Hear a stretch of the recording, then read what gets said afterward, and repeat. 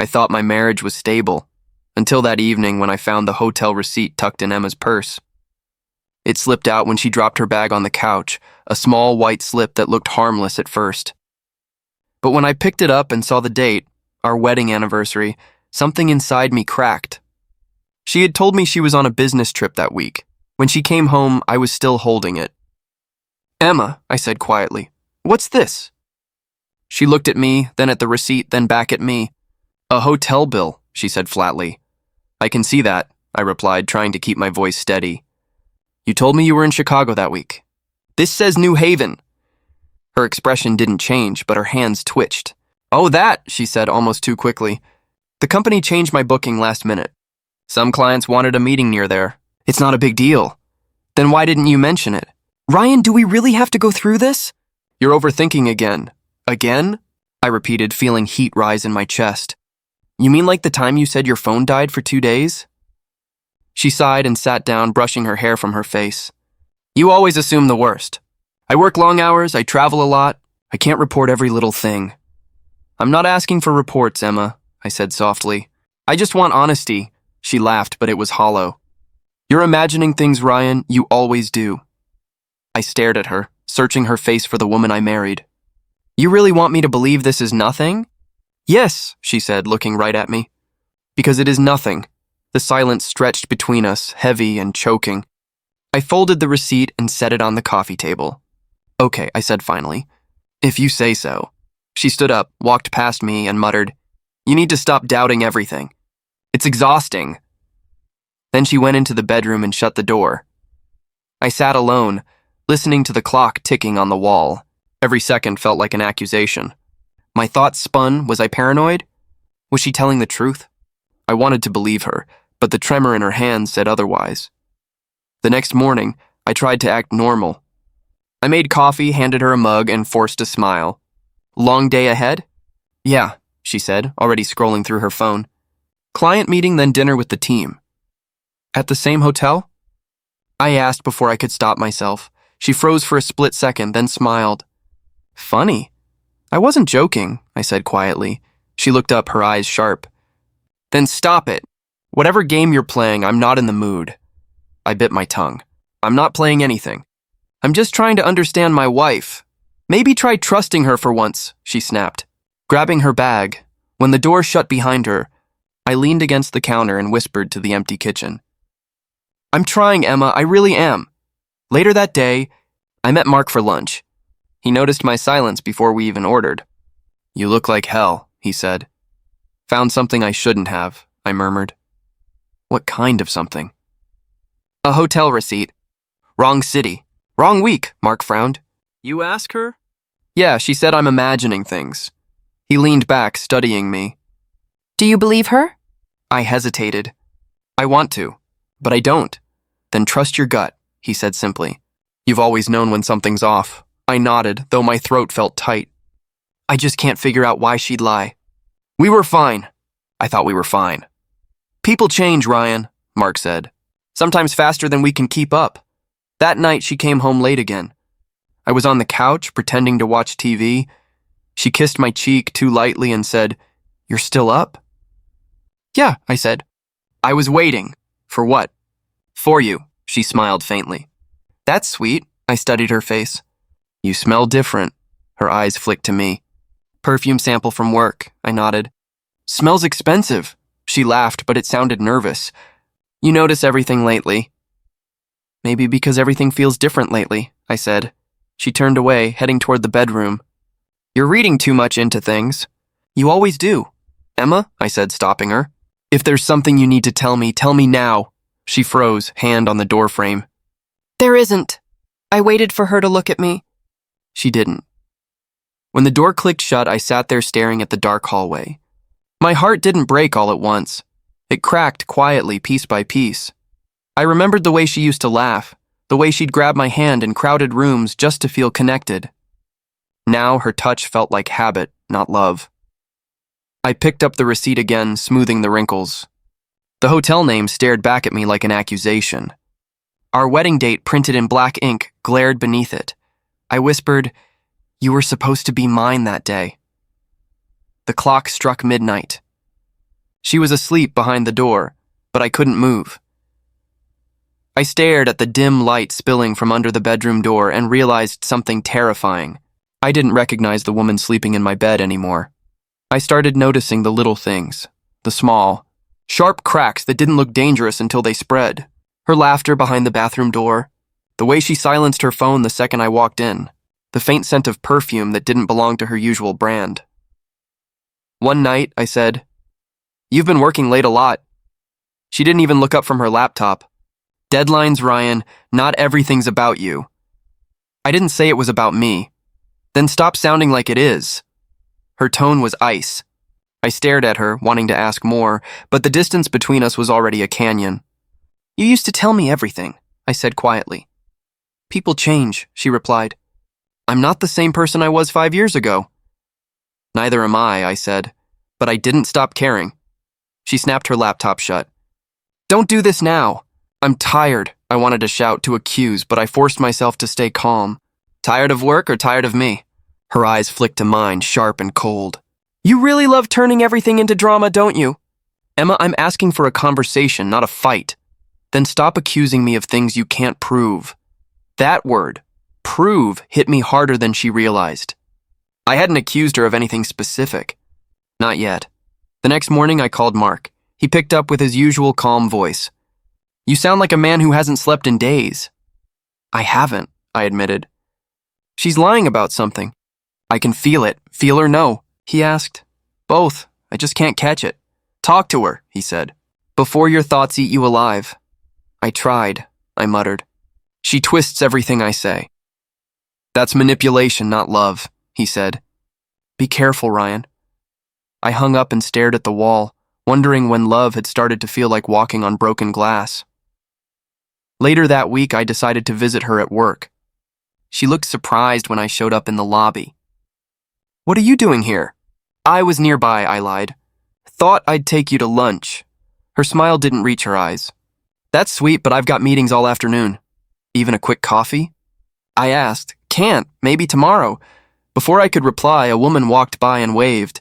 "Emma, the client's waiting." Emma froze for half a second, then smiled too brightly. "Right, I'll be there, Sophie." When the woman left, I asked, "Who's that?" "Just a coworker," she said quickly. "Sophie Miller. New on the team. She seemed friendly." "She's fine," Emma replied, adjusting her blazer. "A little nosy, though." "Don't talk to her too much. Why would I?" I asked.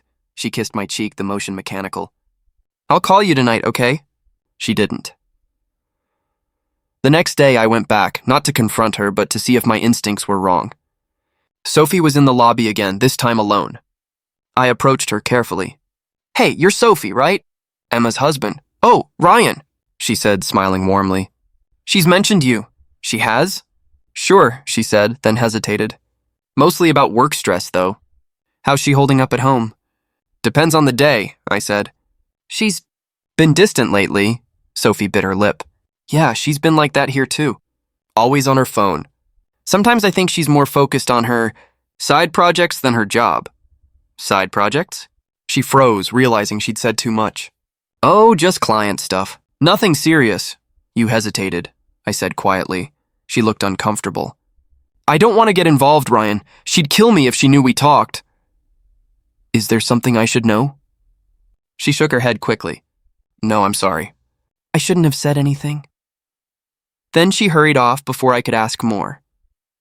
That night, Emma came home humming, tossing her keys on the counter. "Why are you staring at me like that?" "I went by your office," I said. Her smile vanished. "Why?" "To surprise you." "Don't do that again," she snapped.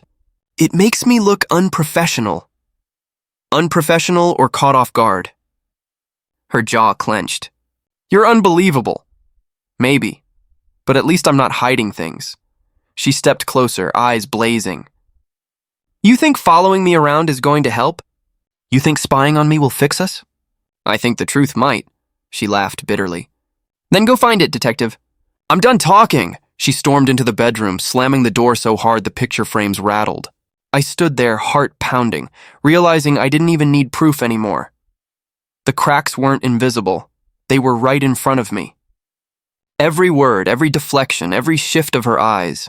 When she said she loved me that night before falling asleep, her voice sounded like an apology she didn't mean, and when I whispered back, "I love you too," it felt like a lie I had to tell myself just to make it through another day.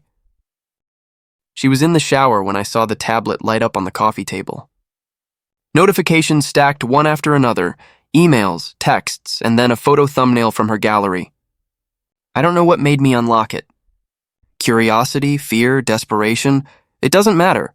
I entered the passcode she thought I didn't know, and there it was, a photo of her in a hotel lobby, smiling. Next to her stood a man, sharp suit, confident posture, his arm wrapped around her waist like it belonged there. My chest went hollow. When the water stopped, I couldn't move. She stepped out wrapped in a towel. "You're home early," she said lightly. "I was," I murmured. "Until I found something." Her smile faded. "What something?" I turned the tablet toward her. "This." For a second, her eyes flickered, shock, then control. "That's Ethan," she said calmly. "Ethan," I repeated. "Who's Ethan?" "A client. We had a meeting at the hotel." "With his hand on your waist?" She crossed her arms. It was a photo. He put his arm there for a second. "You're reading too much into it." I stared at her. "So you take cozy pictures with all your clients?" "Don't be dramatic," she snapped. "You're turning nothing into something." "Nothing?" I said, my voice cracking. "Our anniversary week." "That same hotel." "That same date." She hesitated only a moment. "Coincidence?" "No," I said. "That's not a coincidence, Emma. That's betrayal." She glared at me. "You're unbelievable. You hack into my device, invade my privacy, and now you're accusing me of cheating because of one photo." "You lied about where you were," I said quietly. I didn't lie. I said I was working. And I was. With him. "Ryan!" she shouted. "You're paranoid. Do you want to ruin this marriage because of your insecurities?" I laughed bitterly. "I didn't ruin it." "You did." She turned away, grabbing her phone off the counter. "I can't do this right now." "Then when?" I demanded. "When it's too late? When he replaces me completely?" She froze, then faced me with tears in her eyes, but they looked practiced. "You think so little of me?" "I think I used to know you," I said. "Now, I'm not sure who I'm living with." She shook her head. "You've always been like this. Clinging, suspicious. That's why we fight. You suffocate me."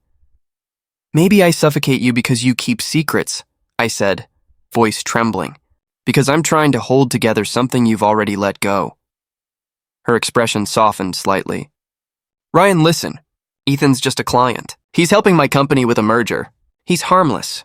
Then why do you look guilty every time his name comes up?" "I don't. You do. Every time," she sighed heavily. "You're imagining things again." "Please stop." I sat down, the photo still glowing on the screen. "You're smiling in that picture. Not a fake smile, the real one. The kind you used to give me." She walked over, took the tablet, and deleted the image. "There, now it's gone." "Can we move on?" "That's not how truth works," I said quietly. "Then maybe truth isn't what you think it is," she shot back. "You build stories in your head and call them evidence." I looked up at her. "If I'm wrong, prove it." She hesitated, biting her lip. "I don't have to prove my innocence." "Because you can't," I said. Her jaw tightened. "You know what? I'm done. Believe whatever helps you sleep." She turned toward the bedroom, her towel brushing against her legs, leaving droplets on the floor. I whispered, "You don't even deny it anymore." She stopped at the door but didn't turn around. "I deny what's worth denying." The words hit like a blade. After she left the room, I sat staring at the dim glow of the screen. I replayed every fight, every late night, every excuse. It all fit too perfectly. The next morning, she acted like nothing had happened. "Do you want coffee?" she asked. "No," I said. "I'm fine." She sat opposite me, sipping her mug. "I hate when we fight. Do you?" "Yes," she said softly. "It makes me feel trapped." "Maybe you feel trapped because you're caught," I said. She slammed the cup down. "God, Ryan, you never stop." "Because I can't," I shouted. "Because I look at you and see someone I don't recognize." "Then maybe you should leave." The room fell silent. My heart hammered. "Is that what you want?" She didn't answer. Her eyes glistened, but not from regret, from exhaustion. "I just want peace." "Peace," I repeated. "You'll get plenty of that when you're with him." She turned away again. "You're wrong. Am I? I whispered. Say his name without flinching. Ethan, she said.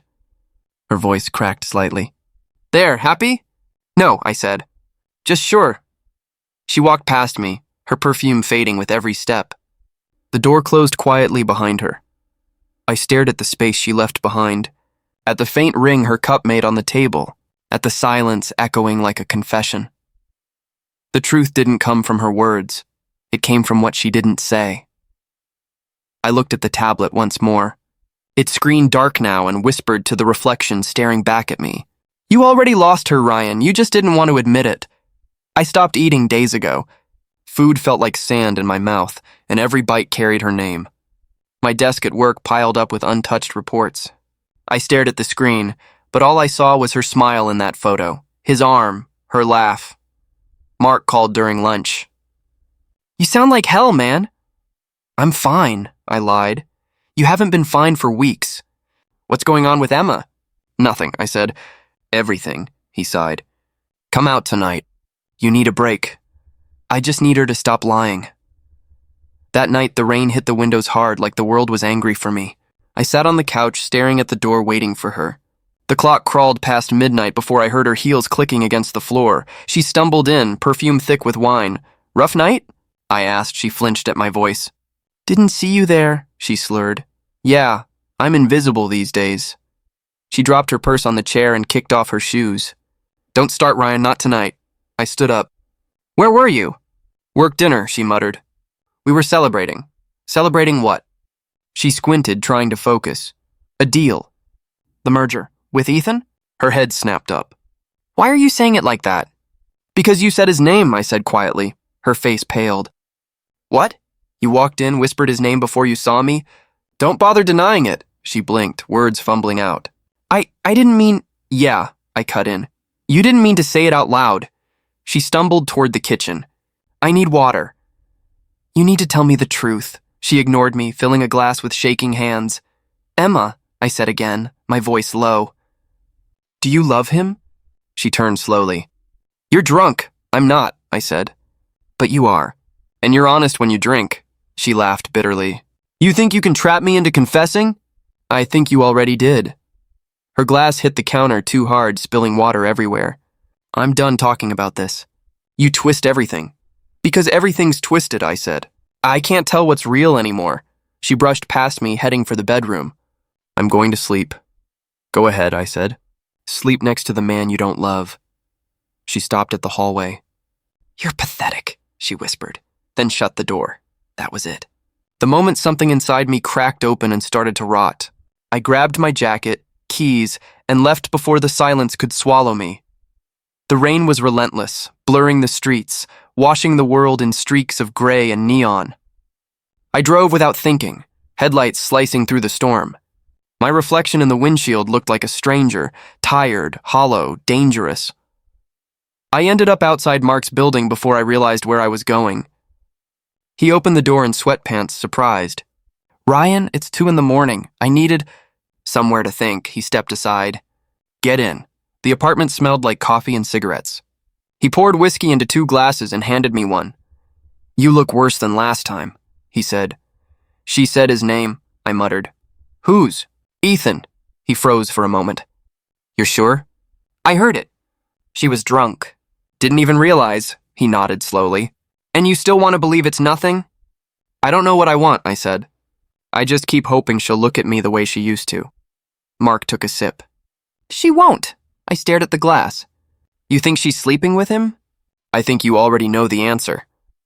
The room felt smaller with every word. He leaned forward. So what are you gonna do? I don't know. Yes, you do, he said firmly. You came here because you're done being the victim. I looked up. What does that mean? It means stop waiting for her to fix what she broke. I let out a shaky laugh. So what, I just walk away?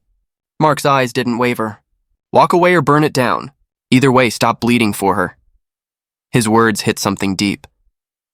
I whispered, I thought love was supposed to make you better. Not this kind, he said. This kind kills you slowly. The rain outside grew louder, like thunder agreeing with him. I stared at the amber glow in my glass. It looked like fire. He said quietly, Then you know what you have to do. I didn't answer. I just nodded. That was the first time I thought about revenge. I barely slept that week. My days blurred into nights, and my nights turned into questions I couldn't stop asking. I told Mark I needed time off work, blamed stress. The truth was uglier.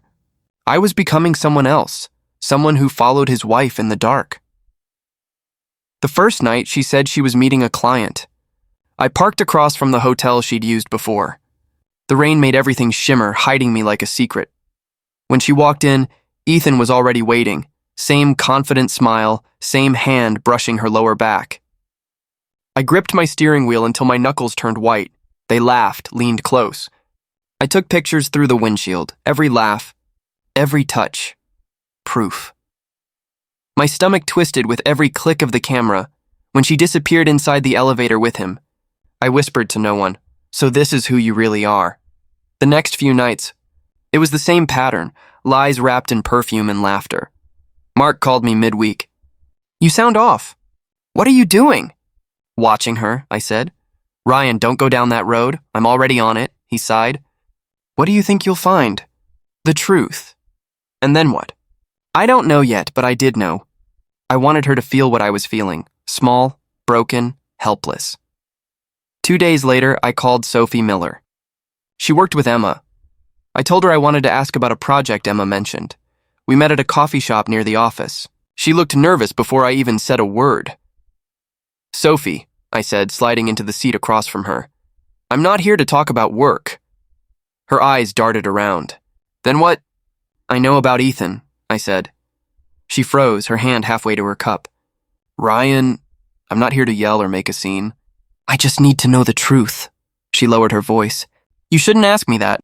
"I think I should," I said. "Because I'm her husband." Sophie looked down. "It's not what you think." "Then tell me what it is." She hesitated, then whispered, "They've been seeing each other for months." The words felt like knives. "How long?" "Since before your anniversary trip." That hotel wasn't a business meeting. I leaned back, feeling my chest tighten. "Why are you telling me now?" She swallowed hard. Because you don't deserve this. "You've always been decent. And she's not happy, Ryan." I almost laughed. "Not happy? With what? Honesty? Stability?" Sophie flinched. "She says you're too quiet. Too safe. That one cut deeper than all the others." "Too safe," I repeated. "That's what she calls loyalty now?" "She didn't mean it like she did," I interrupted. You don't say something like that by accident. Sophie looked guilty. I thought she'd end it.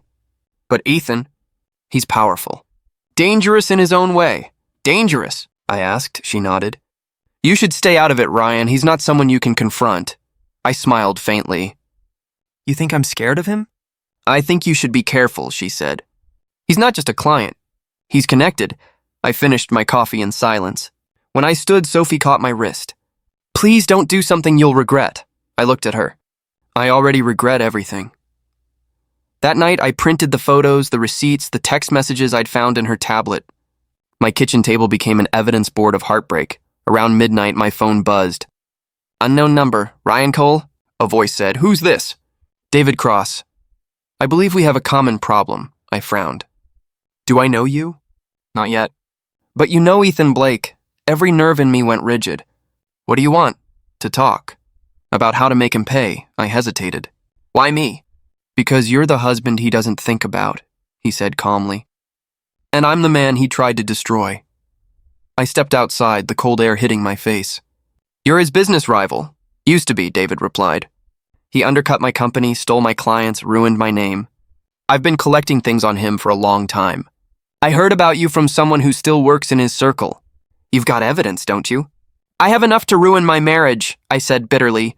"Good. Then together we can ruin his life." I stayed silent, hearing the hum of the city behind him. "Meet me tomorrow night," he said. "Pier 7, 9 o'clock. Bring what you have. And why should I trust you?" "You shouldn't," he said simply. "But you hate him more than you fear me. Don't you?" He hung up before I could answer. I stood on the balcony, staring at the wet streets below. Somewhere out there, Emma was laughing in another man's arms. Somewhere out there, Ethan was living like he'd won, but I wasn't quiet anymore. I wasn't safe, When I went back inside, I opened my laptop and created a folder. Truth in the Shadows. Inside, I placed every file, every picture, every lie. Then I whispered to myself, "You wanted excitement. Emma, let's see how exciting the truth can get." I didn't scream. I didn't throw things or beg her to love me again. I planned revenge I realized wasn't loud. It was quiet, calculated, and deliberate, like architecture. You design every corner, every shadow, every collapse. I spent nights at my office, the blue glow of my computer screen painting my face like a ghost. Mark stopped by one evening, dropping a coffee on my desk. "You look like hell," he said. "I'm working." "On what?" "Because it's not our client project." I turned the screen toward him. "It's for the summit next month. Emma and Ethan will be there." He frowned. And I'm going to show them something beautiful." He looked at me like I'd lost it. "Ryan, you sound insane," I smiled faintly. "No, just focused," he hesitated. "What are you doing exactly?" "Something poetic," I said. "They'll watch me present. They'll smile thinking I've forgiven them. Then, slide by slide, truth will replace beauty." Mark exhaled. "You're serious. I've never been more serious." He sat down. "You're going to humiliate them publicly?" "Not humiliate," I said. "Reveal. I want silence, the kind that crushes the air out of a room." "Ryan." He leaned forward. "You think that'll fix anything?" "It's not about fixing," I said quietly. "It's about finishing." Mark rubbed his temples. "You could just walk away." I did. Every time she lied, I walked away inside. "This is me walking back," he shook his head. "I hope you know what you're doing." "I do," I said, though my voice trembled. After he left, I opened the presentation again. My designs looked flawless, minimalist glass structures meant to symbolize trust. But behind the art, I hid truth. Every blueprint had layers of code. At the right moment, those layers would unfold. First the hotel photo, then the text messages, then the receipts. A slow, quiet revelation, like watching a building collapse in silence before the dust rises. I reached out to David Cross the next day. He answered after 2 rings. "Mr. Cole, ready to play architect and executioner?" "Something like that," I said. "I've sent you the files on Ethan's finances," he said. "He's been embezzling through shell accounts tied to that hotel chain."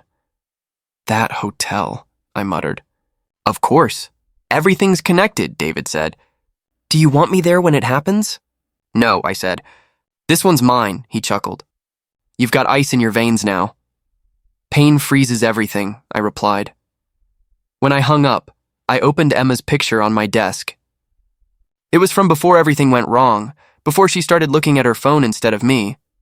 I whispered, "You wanted excitement. You'll get it." The next week blurred into a series of nights without sleep. I practiced my speech in front of an empty room, staring at the projection screen.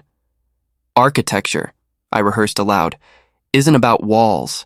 It's about truth and structure. What holds and what collapses." I could already imagine her sitting there, smiling politely, not realizing her world was seconds from breaking. One night, Mark stopped by again. "You're still doing this?" "Yes," he sighed. "You think this'll give you peace?" "I don't want peace," I said. "I want symmetry." "Symmetry?" "Yeah," she tore me down. "I'll return the favor, with elegance," he rubbed his face. "You scare me sometimes." "Good," I said softly. "That means it's working." The night before the summit, I stood outside my office window, watching the city lights flicker like nervous stars. My heart felt calm, too calm. That was the scary part. Emma texted around midnight. "Will you be at the event tomorrow?" I stared at the message for a long time, then typed back, "Wouldn't miss it, no emojis." No warmth, just truth wrapped in politeness. I arrived early the next day. The auditorium smelled of coffee and polished wood. Technicians adjusted the lights, unaware that I was about to turn their equipment into a weapon made of pixels and betrayal. When Emma walked in, she wore a navy suit, elegant and confident. Ethan followed her, hand resting lightly on her back, the same gesture from the photo. My chest tightened, but I smiled. "Ryan," she said cautiously, "didn't expect you so early?" "Big day," I said. "Wouldn't want to miss my chance to impress?" She smiled awkwardly. "I'm glad you're doing better." "I am," I said. "You'll see how much better soon." Ethan nodded politely. "Good luck up there, man." "Thanks," I said, though what I meant was enjoy the show.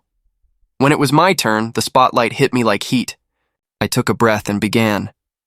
Architecture, I said, voice steady, isn't just design, it's confession. Every line, every angle, every flaw tells a story. Slide by slide, the audience watched sketches become buildings, and buildings become metaphors. Then came the final sequence. This, I said, clicking to the next slide, is a structure built on trust. But when that trust cracks, the screen shifted. The hotel photo appeared. Murmurs filled the room. I clicked again.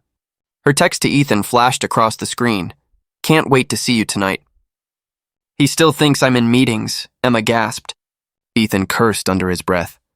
Cameras flashed. I kept my tone calm. And when lies replace foundation, everything falls. The final image appeared, our wedding photo beside the hotel receipt dated the same day. The silence that followed wasn't empty. It was everything I'd wanted. I stepped back from the podium, my hands steady. Thank you, I said and walked off stage. Behind me, I heard the crowd break into whispers, the sound of lives unraveling in public, and for the first time in months, I felt something close to peace. The day of the event arrived, bright and cruel. The kind of morning that mocked pain with sunshine. I stood in front of the mirror, adjusting my tie, watching my reflection like it belonged to someone else. My phone buzzed. Mark's text. You sure about this? Too late to back out, I replied. The conference hall was packed. Architects, investors, journalists. A low hum of ambition and ego filled the room. I took my seat near the stage, pretending to listen as the previous speaker droned on. Then I saw her. Emma walked in, radiant in a white blazer, her hair tied back like nothing in the world could touch her. Ethan followed, smooth as always, whispering something that made her laugh. The sound hit me harder than any insult. Mark leaned over. You don't have to do this, he murmured. I do, I said quietly. When the host finally announced my name, the applause felt distant. I walked to the podium, my pulse steady like I'd rehearsed 1,000 times. Good afternoon, I began. My name is Ryan Cole. Today I'll be presenting Foundations of Trust, the Architecture of Human Connection. Emma smiled faintly from the front row. Ethan sat beside her, legs crossed, smug and comfortable. I clicked to the first slide. My voice sounded calm, almost detached. Architecture is about honesty, I said. Every design tells the truth of its maker. If a single pillar is weak, the entire structure fails. Mark watched from the corner, tense. Slide after slide, I spoke about design, trust, and fragility. I moved through it like muscle memory, waiting for the storm I'd built to finally hit. When I reached the final section, I paused. But what happens, I said slowly, when the foundation itself is a lie? A hush fell over the crowd. I clicked. The photo appeared. Emma and Ethan in that hotel lobby. Her smile. His arm around her. Gasps rippled through the room. Cameras flashed. Someone whispered, "Is that?" Emma's face drained of color. Ethan sat forward, his jaw tightening. I clicked again. The next slide showed the hotel receipt, dated exactly on our wedding anniversary. A woman in the audience covered her mouth. Architecture, I said. My voice calm but shaking underneath. Isn't just about what you build. It's about what you hide. Ryan, stop, Emma whispered from the front row, her voice trembling. I looked at her. Stop? Now you want honesty? She stood, tears glinting in her eyes. Please not here, Ethan muttered under his breath. What the hell do you think you're doing? I turned toward him. Exposing weak foundations, he glared. You're out of your mind. Maybe, I said. But at least I still have one. He started to rise, but I clicked again. The next slide showed screenshots of their messages, her words glowing on the screen. You make me feel alive. He'll never know. The audience murmured louder now, phones out, whispers spreading like wildfire. Emma covered her face. Ryan, please, she said softly. I stared at her, my voice quiet. You told me I was too safe. Too quiet. I guess I finally learned how to be dangerous. She shook her head, tears slipping down her cheeks. You don't understand. I understand perfectly, I said. You wanted a man who could break rules. Congratulations. You made one. Mark tried to approach the stage, whispering, Ryan, end it. That's enough, but I wasn't listening anymore. My voice sounded distant even to myself. This, I said to the crowd, is what happens when trust becomes decoration, beautiful on the outside, hollow within. I stepped back, letting the screen behind me glow with their lies. The silence that followed wasn't awkward. It was devastating. Emma's sobs broke it first. She covered her mouth, whispering my name like it was a plea. Ethan grabbed her arm, trying to pull her toward the exit, but she yanked away. "Don't touch me!" she shouted. The room froze. Cameras flashed again. The host stumbled onto the stage, muttering something about a short break, but no one moved. I turned off the microphone. My hands were trembling, but my face felt still. Mark met me near the stairs. "Ryan," he said carefully, "you just burned everything." "I built something better," I said. "Truth." He looked at me like he didn't recognize me anymore. "You don't even look angry." "I'm not," I said. "I'm empty." I walked past Emma. She reached for my sleeve, whispering, "Please don't leave like this." I stopped. For a second, I almost softened. Her face, tear-streaked, broken, was everything I once loved. But love was gone now, buried beneath months of lies. I met her eyes. "You did this," I said quietly. "I just turned on the lights." Her lip trembled. "I never meant to—" "Don't finish that," I said. "You meant every word, every night, every lie." "Own it!" Ethan stood beside her, pale and silent. I almost pitied him. Almost. As I walked toward the exit, I heard her sob. It wasn't a cry for forgiveness. It was the sound of something collapsing, a sound I'd waited months to hear. Outside, the air was cold, the city buzzing unaware. I loosened my tie, feeling the weight in my chest shift. Mark caught up to me. "Where will you go?" "I don't know," I said. "But not home," he nodded slowly. "You got what you wanted?" I looked up at the gray sky. "No," I said, "but I got what I needed." He didn't say anything after that. We stood there, side by side, listening to the noise of the world moving on. And somewhere behind those walls, my marriage lay in ruins, just like the structures I'd once warned others never to build on cracks. Days passed. I didn't answer my phone once. Emma's name flashed on the screen over and over. I let it go to voicemail, then deleted the messages. "Ryan, seriously," Mark said when I met him for coffee. "She's calling nonstop." "I know," I said. "And I'm not picking up. Don't you feel anything? Anger, sadness? I feel nothing." I stared at the steam rising from my cup. "Not for her," Mark leaned back. "That's good, right? You're free?" I shook my head. "Not free. Just empty. The revenge was supposed to heal me, but it didn't. It only removed the poison." He frowned. "So what now?" "I move on," I said. "But not like I imagined. Not with fireworks or satisfaction." "Quietly," Mark nodded slowly. "I guess that makes sense. Did you hear about Ethan?" I raised an eyebrow. "No, what happened?" "They dropped him. His company cut all ties after the scandal. Karma's doing its job, I guess," I shrugged. "I never wanted him to pay. I wanted truth. The rest is irrelevant." "You sound like a different person," Mark said. "Colder. Sharper, maybe," I said. "Not cold, just focused."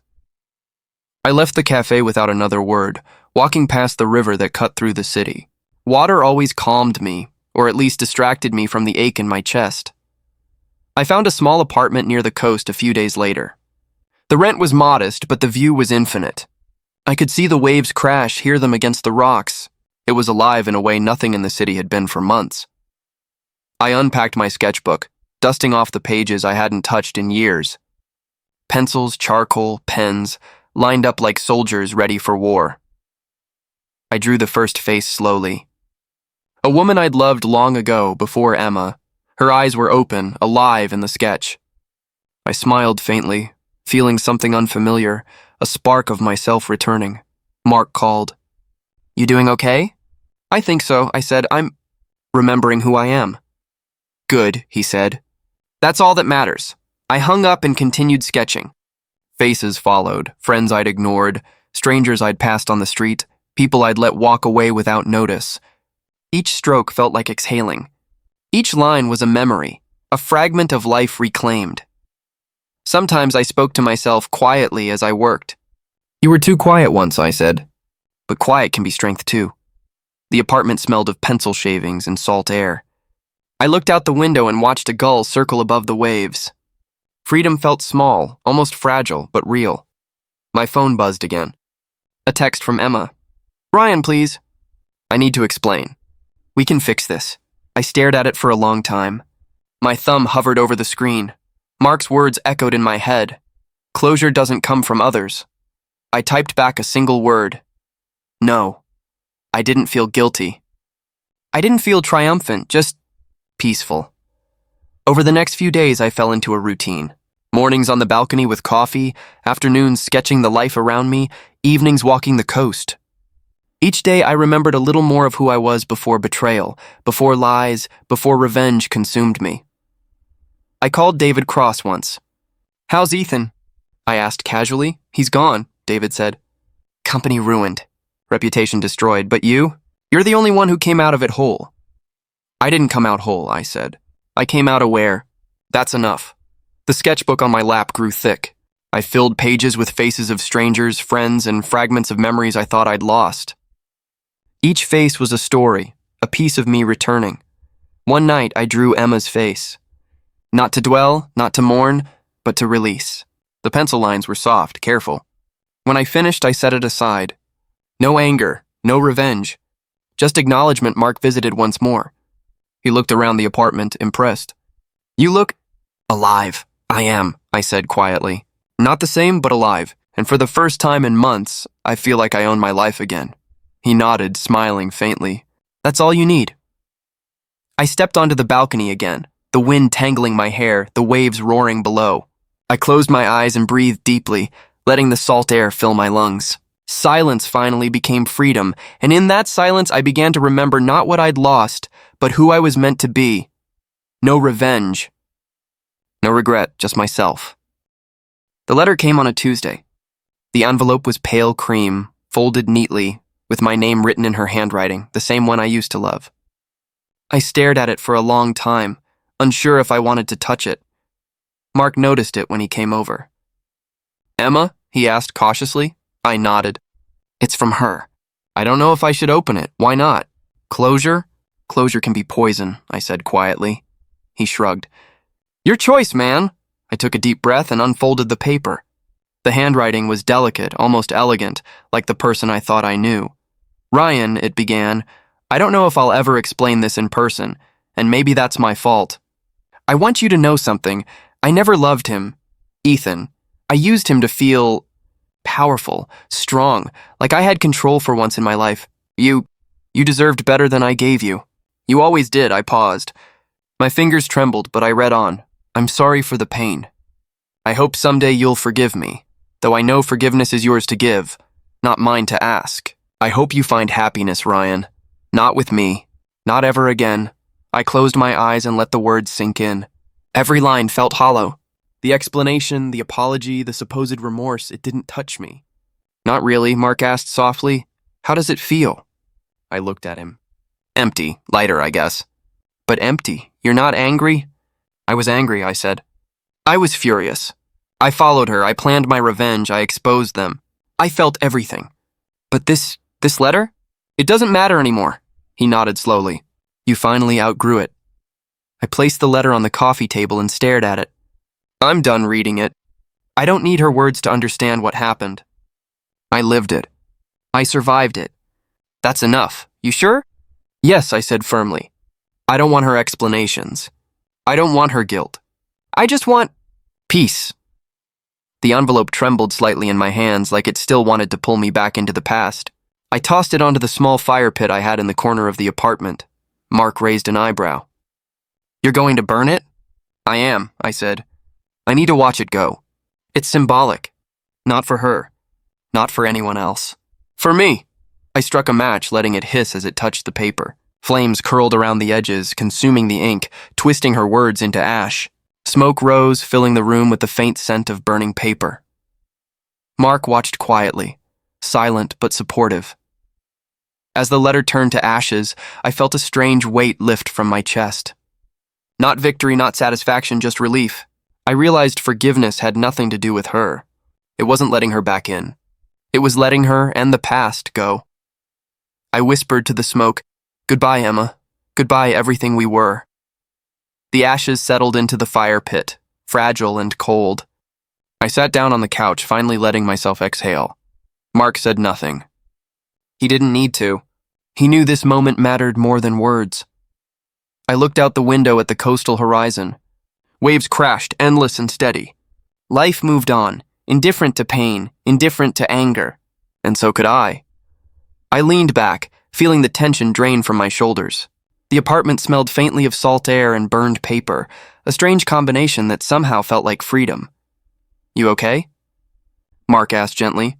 "I am," I said. "I finally am. No one else's approval was necessary. No revenge. No explanations. No longing for what could have been. I had survived. I had rebuilt myself. I stood, walked to the balcony, and breathed in the cold ocean air. For the first time in months, I didn't feel haunted. I didn't feel broken, I whispered to myself quietly but firmly. This is mine. My life, my peace, my future. No ghosts, no lies, Mark smiled faintly. You earned it, Ryan, I nodded. And as the sun dipped below the horizon, painting the sky in streaks of gold and crimson, I let the past burn completely away. I walked along the shore one evening, the wind cold against my face. The waves whispered like old ghosts, carrying fragments of memory I no longer wanted to keep but couldn't quite ignore. Mark's voice came over the phone earlier, casual but familiar. You really don't answer much anymore. I'm busy, I said. Living, I guess, he chuckled. That's vague. You sound different. I am different, I admitted. Not angry, not obsessed, just aware, huh? Yes, I said. Of myself. What I want, who I can be. I hung up and turned back to the ocean. The foam licked the sand, pulling it back as if nothing could stay. I envied that sometimes, the way the waves let go. You did it, Ryan, I whispered aloud, to no one in particular. You survived it all. A seagull cried overhead, and I imagined it laughing with me, or maybe at me. The line between bitter and beautiful blurred in the cold air. I thought about Emma. The letters, the lies, the smiles that hid poison. And yet I didn't hate her. I had no need. Funny, I muttered. You break me, and somehow... You build me too, I paused, feeling the wind bite my cheeks. Thank you, Emma, I whispered again, softer this time.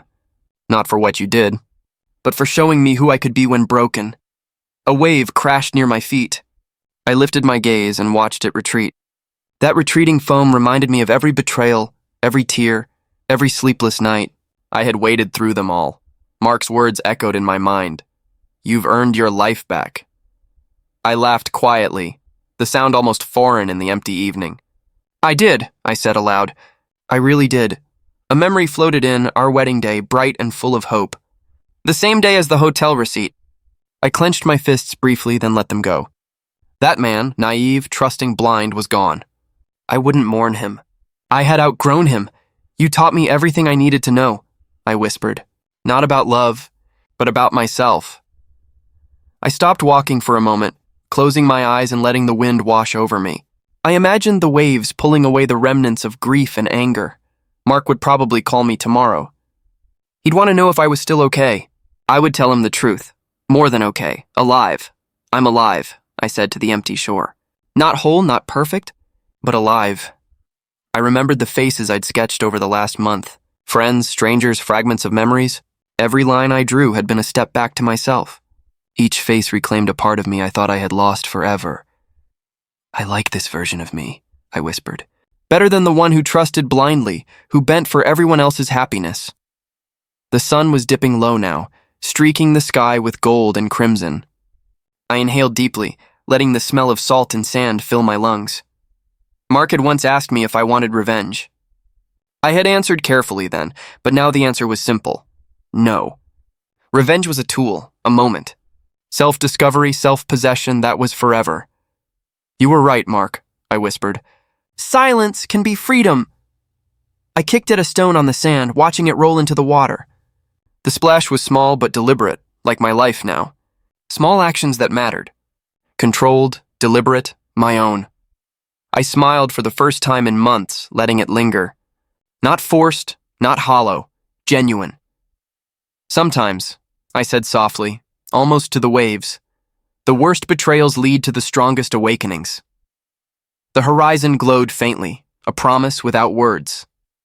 And I realized I wasn't running from the past anymore. I wasn't waiting for someone else to define me. I was simply here, breathing, standing, living. I whispered one last time, letting the words drift into the wind. I am enough. I always was. The waves swallowed my voice.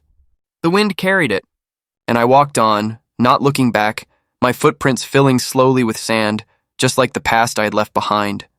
I was no longer the man who found the receipt. I was the man I had become.